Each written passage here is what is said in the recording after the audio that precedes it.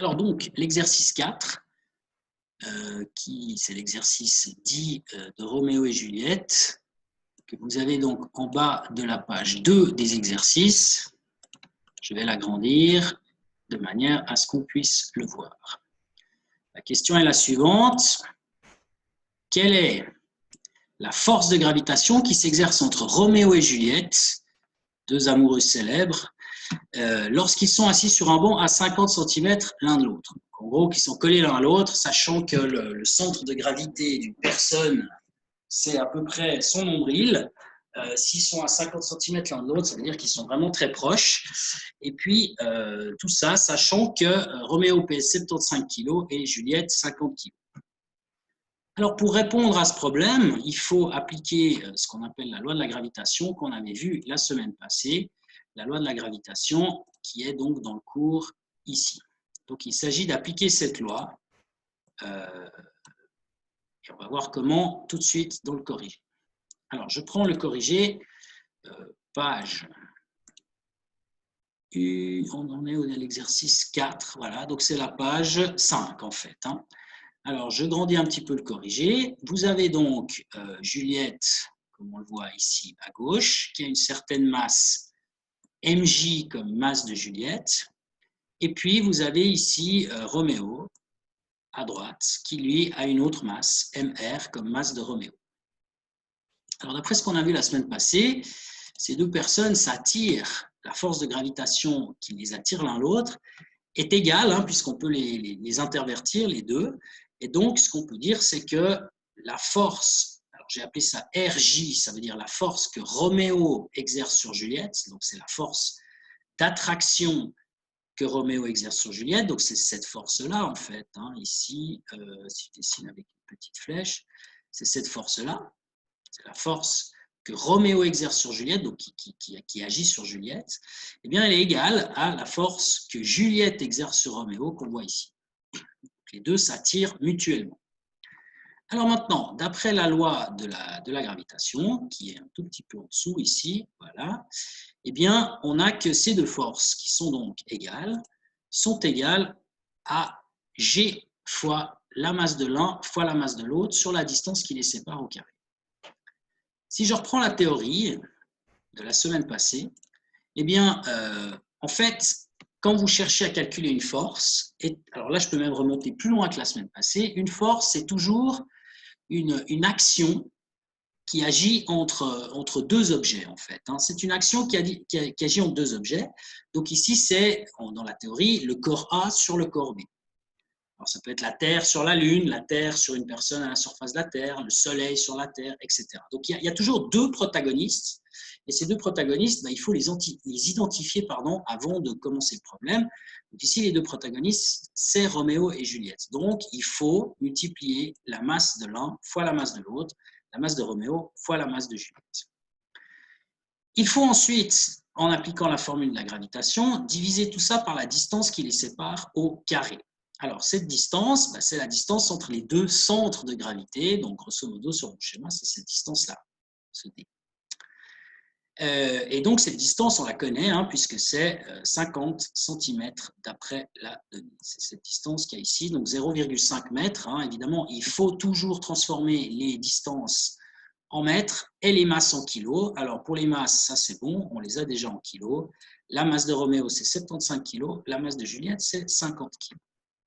Donc, on a tout ce qu'il faut. On n'a plus qu'à injecter ces données justement dans la formule de la gravitation. Et donc, on obtient le calcul. Alors, j'encadre en rouge les masses. Donc, la masse de Roméo fois la masse de Juliette, ça fait 75 kg fois 50 kg. Divisé par la distance au carré, on divise donc par 0,5 au carré. Et puis tout ça doit être multiplié par une constante qui est ce qu'on appelle la constante universelle de la gravitation, dont la valeur est écrite ici. Donc, je multiplie tout ça et à la fin, on obtient, si on fait le calcul correctement à la machine, eh bien, on obtient une réponse de 1,0005. Je me suis un petit peu loupé là. Hop, je bouge un poil. Voilà, je me suis encore un petit peu loupé, donc je le refais. Voilà. vas-y, j'aimerais dessiner. 1,0005 fois 10 puissance moins 6 newtons. Ça, c'est la force qui attire, la force de gravitation qui attire Roméo sur Juliette ou Juliette sur Roméo. Alors, deux remarques. Premièrement, une remarque technique et pratique. Ici, il faut donc utiliser la machine à calculer avec les puissances de 10. Et ça peut poser problème. J'ai remarqué que souvent les élèves ont une difficulté avec ça. Je vous conseille d'utiliser les touches qui sont faites exprès pour les puissances de 10. Donc, par exemple, sur une TI Texas Instruments de ce type-là, c'est la touche qui s'appelle EE. Donc, par exemple, si vous voulez écrire 6,67 fois 10 puissance moins 11, eh bien, dans ce cas-là, vous devez écrire sur la machine 6,67 EE, et puis ensuite, vous écrivez moins 11. C'est comme ça qu'on écrit 6,67 fois 10 puissance moins 11. Là, je parle pour les TI-30. Pour les autres machines, j'en ai pas sous les yeux, donc je ne sais pas exactement comment ça se fait. Mais vraiment, moi, je vous encourage à faire ces calculs et à vérifier que vous arriviez bien au bon résultat. 1,0005 fois 10 puissance moins 6 newtons. Si vous n'y arrivez pas, c'est problématique et donc ce serait dommage dans un travail écrit, dans un test, de perdre des points parce que finalement, vous ne savez pas bien utiliser la machine à calcul. Donc, entraînez-vous à faire ce genre de choses. Et puis, si vous n'y arrivez pas, vous pouvez toujours me poser la question. Je tâcherai de vous répondre. Si vous me montrez votre machine, peut-être j'arriverai à trouver sur quel bouton il faut appuyer pour vous aider à faire ça. Ça, c'était pour la remarque pratique. Ensuite, pour la remarque qui est plus en lien finalement avec le problème ici, eh bien, vous voyez qu'on obtient une valeur très petite pour la force de gravitation entre Roméo et Juliette. 1 fois 10 puissance moins 6. Donc, ça veut dire que c'est 1 millionième de Newton. Alors, on n'a pas encore vu ce que c'est que la force de pesanteur et ce que c'est que le poids, mais je peux déjà vous le dire. Par exemple, si vous prenez une plaque de chocolat, voilà,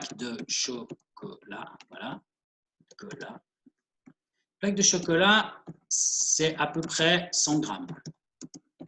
100 grammes. Donc, si vous cherchez son poids, eh bien, le poids, ça fait environ 1 newton. Une plaque de chocolat. Donc ici, vous trouvez que la force qui est entre les deux, c'est 1 millionième de Newton. Donc ça veut dire qu'un millionième de Newton, c'est l'équivalent d'un millionième de plaque de chocolat.